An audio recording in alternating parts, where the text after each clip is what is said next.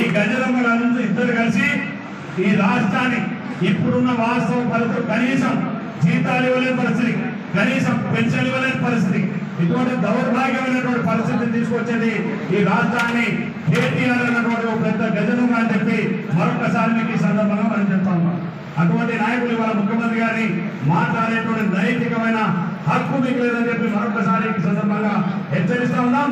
ఇవాళ మన్నన్న గారు తప్పు చేసి జైలుపోలే, దొంగతనం చేసి జైలుపోలే, నీ బిడ్డలాగా లిక్కస్కాన్ చేసి జైలుపోలే, కానీ ప్రజల కోసం పోరాడినాడు. ప్రభుత్వం చేసేటువంటి తప్పులు ఏలు వేసి చూపెట్టబడలేదు, వందలకే తప్ప మల్లన్న ఎక్కడ కూడా ఎవరిని మరి వేదిక మరి ప్రభుత్వం ఉండగా పలాని బ్లాక్ ఎన్నో కోట్ల రూపాయలు తప్ప నిరూపించారు కదా. అటువంటి దౌర్భాగ్యం మాట మాట్లాడి కేటీఆర్ ఇంకా నీ స్థాయి చేయాలి. పిచ్చులు వేసిన తండ్రి కొడుకు మా ఇదే ఆఖరి 4వ తారీఖు ఆఖరి కావాలి.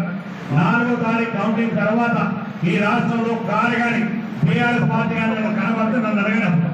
టీఆర్ఎస్ పార్టీ అంటే మళ్ళీ ఎన్నికల పోటీలో మీకు కారు గుర్తు కనబడదు, అది వల్ల గ్యారంటీ. అందుకని ఇవాళ నేను చెప్తున్నాను, మనం ఇంకా 10 సంవత్సరాలు 20 సంవత్సరాలు ఈ రాష్ట్రంలో కాంగ్రెస్ పార్టీ అధికారంలో ఉంటుంది.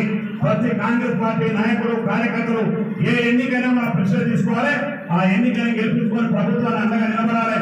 అందరూ ఎవరు కూడా దయచేసి ఈ ఎమ్మెల్సీ ఎన్నికే కదా, గ్రాడ్యుయేట్ ఎన్నికే కదా, మాకేం పట్టి ఉంటారు. ప్రతి ఒక్క గ్రాడ్యుయేట్ ఎవరికి సంబంధాలు ఉన్నాయి.